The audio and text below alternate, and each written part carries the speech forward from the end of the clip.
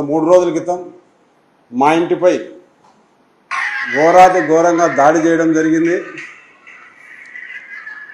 ఈ వీడియోలు చాలా మంది చోట్ల ఉంటే అందరి సెల్లులు లాక్కొని మరీ డిలీట్ చేశారు. కానీ కొంతలో కొంతవరకు దొరకడం జరిగింది. వీరందరినీ ప్రభుత్వం శిక్షించాలా. గత 5 సంవత్సరాల కాలంలో రాయలసీమలో శాంతి భద్రతలు బాగుండేటివి. ఇప్పుడు అవి మళ్ళీ కట్టు తప్పుతున్నాయి. మళ్ళీ పాత రాయలసీమ టైప్కు తీసుకొస్తున్నారు. మా ఎక్స్ఎమ్మెల్యే గారైన పెద్దారెడ్డి అన్న గారికి ఎస్పీ గారు అర్ధగంట సేపు తన ఇంటికి వెళ్ళొచ్చేకి పర్మిషన్ ఇచ్చాడు. ఆ రోజు పెద్దారెడ్డి అన్న గారు, మురళి చిన్న పని ఉంది నీతో మాట్లాడాలా, ఒక 5 నిమిషాలు ఇంటికి వచ్చి వెళ్ళిపో మాట్లాడే పని ఉందంటే సరేనా అని చెప్పి నేను వేరే మా పిల్లోని ఒక్కరిని తోడెక్కించుకొని నేను ఒక్కరే కార్ డ్రైవింగ్ చేసుకుంటూ ఆయన ఇంటి దగ్గరికి వెళ్ళాలని ప్రయత్నం చేశాను. మార్గ మధ్యంలోనే ఒక 40 మంది అడ్డుపడడం జరిగింది. అక్కడ తప్పించుకున్నాను. బయట ఇంకో 100 మంది మాఫ్ కనపచ్చాలకు వాళ్ళు కేకలు వీలలేసాలకు నా బండి చూసి నేను భయపడి నేను ఇంటికి వచ్చేసాను. ఎందుకంటే అంతమందిలో నేను ఒక్కడి పోయి చేసేది ఏం లేదని చెప్పి పోలీసులు ఉన్నా అక్కడెక్కడ మమ్మల్ని రక్షించే పరిస్థితి కూడా లేదు. అంత చాలా వాళ్ళు విపరీతమైన ఖర్చుతో మా మీదకి దాడి చేసే ప్రయత్నం చేస్తున్నారు. నా చేత కాక నేను ఇంటికి వచ్చాను. సరే అక్కడేమి సమస్య జరగలేదు, వాళ్ళు కేకలు వేశారు, నేను భయపడి ఇంటికి వచ్చాను. ఏం జరగలేదు అనే ఉద్దేశంతో నేను ఇంటి దగ్గర పోయి కాఫీ తాక్కుంటూ ఏదో టీవీ చూసుకుంటూ నేను నా భార్య మాత్రం ఇంట్లో కూర్చున్నాం. అక్కడికి వెళ్ళి వచ్చిన తర్వాత అర్ధగంటకే మా ఇంటి మీద విపరీతమైన రాళ్ళ దాడులు, మా ఇంటి ఇనుప డోర్ల మీద దాడులు, మొత్తం ఇంటి కిటికీలంతా అద్దాలు ధ్వంసం చేశారు. కిటికీలో చూస్తే దాదాపు 100 మంది పైన మొత్తం అంతా తెలుగుదేశం కార్యకర్తలు, జేసీ కుటుంబ కార్యకర్తలంతా వచ్చి విపరీతమైన దాడులు రావడంలోనే వాళ్ళ చేతుల్లో మారణాయుధాలు, కొడవన్లు, పైపులు, గడాలు, దాదాపు అర్ధగంట సేపు 3/4 గంట సేపు మా ఇంటికి ఉన్న ఇనపడోరు గడాలతో తీసేయబట్టింది. అది పగలగొట్టారు. మళ్ళీ అది అయిపోయిన తర్వాత ఒక మెయిన్ డోర్, చెక్క డోర్, టేక్ డోర్ ఉంటే అది ఒక 10-15 నిమిషాలు, అంటే దాదాపు 3/4 గంట సేపు పట్టణ నడిబొడ్డులో ఇంత జరుగుతున్న ఎస్పీ గారికి ఇన్ఫర్మేషన్ ఇచ్చాను, డిఎస్పీ గారికి ఇన్ఫర్మేషన్ ఇచ్చాను. 5-10 నిమిషాల్లో రావాల్సిన ఫోర్సు 3/4 గంట సేపు జరుగుతున్నా వచ్చిన పాపాన పోలేదు.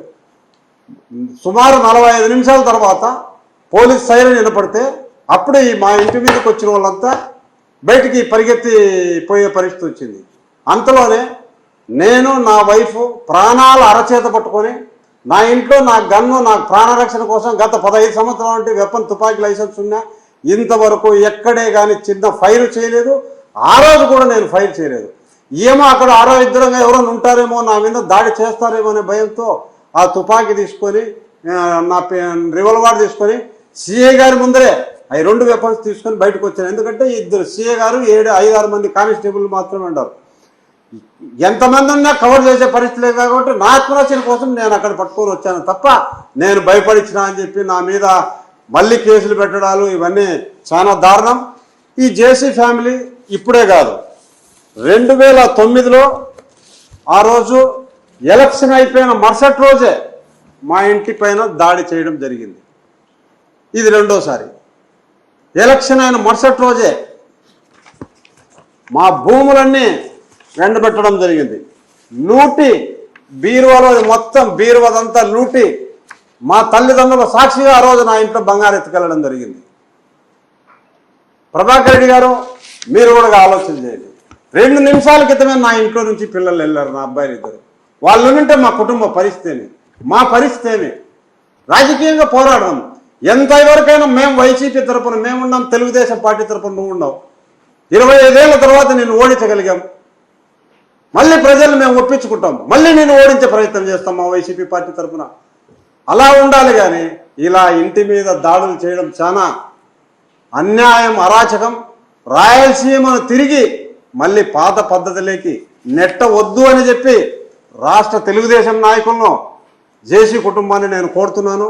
అయ్యా చంద్రబాబు నాయుడు గారు, మీరు కూడా ఈ జేసీ ఫ్యామిలీ కట్టని చేయండి. 2009లో నా ఇంటికి మీద దాడి జరిగినప్పుడు చర్యలు తీసుకోండి అని చెప్పి ఆ రోజు మీరు స్టేట్మెంట్ ఇచ్చారు. త్రిశూల్ సిమెంట్ను కూడా మైనింగ్ రద్దు చేయమని చెప్పారు. మళ్ళీ తిరిగి అవన్నీ వాళ్ళు కొనసాగుతున్నాయి. ఈరోజు మీ మద్దతుతోనే వాళ్ళు ఇవన్నీ చేస్తున్నారు. కావున రాష్ట్రంలో శాంతి భద్రతలకు, మరీ ముఖ్యంగా రాయలసీమలో శాంతి భద్రతలకు చంద్రబాబు నాయుడు గారు సహకరించవలసిందిగా, మీ నాయకులను కట్టడి చేయవలసిందిగా బాధిత కుటుంబాల నుంచి మేము నమస్కారం చేసి మరీ తెలియజేసుకుంటున్నాం సార్. నేను వచ్చాను సార్, అక్కడ బయటికి తుపాకులు తీసుకొని వచ్చాను. ఒక ఏబిఎన్ విలేకరి రమణ అనే వ్యక్తి నేను ఆయన్ని తుపాకులతో బెదిరించారంట. నా ఇంటి మీద దాడి చేసే వాళ్ళనే బెదిరించలేకపోయాను నేను. విలేకరులతో మాకేం పని ఉంటుందండి? ఇంకా ఆయనే మీకు తగిన శాస్తి జరిగిందంటూ మా ఫ్యామిలీ మెంబర్లతో మాట్లాడడం జరిగింది. ఆయన ఒకప్పుడు TV9లో పనిచేసేటోడు. ఒక చిన్న వివాదం కారణంగా, నాకు ఆయన కొన్ని వివాదం కారణంగా TV9 వాళ్ళు తీసేస్తే ఏబిఎన్లో జాయిన్ చేయడం జరిగింది. AB9 యాజమాన్యాన్ని కూడా నేను తెలియజేస్తాను, సార్ మీ వాడిని నేను గన్ను తీసుకొని భయపడిచ్చానేమో, వాడి పిల్లలతోడు పెట్టుకుని సమాధానం చెప్పాను. నేను నా పిల్లలతో చెప్తున్నా, మీ అబ్బాయిని నేను నా గన్నుతో భయపడించడం జరగలేదు. మా పిల్లలతో, మా తల్లిదండ్రులతో చెప్తాను. వాడిని పిలిపించండి, వాడి పిల్లలతో చెప్పానండి.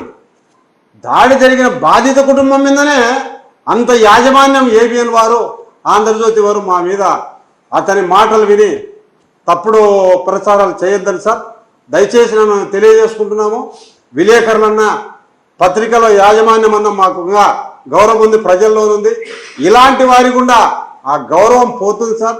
దయచేసి ఆ వ్యక్తి చేసిన తప్పును మీరైనా సరిదిద్దవలసిందిగా కోరుతున్నాం సార్.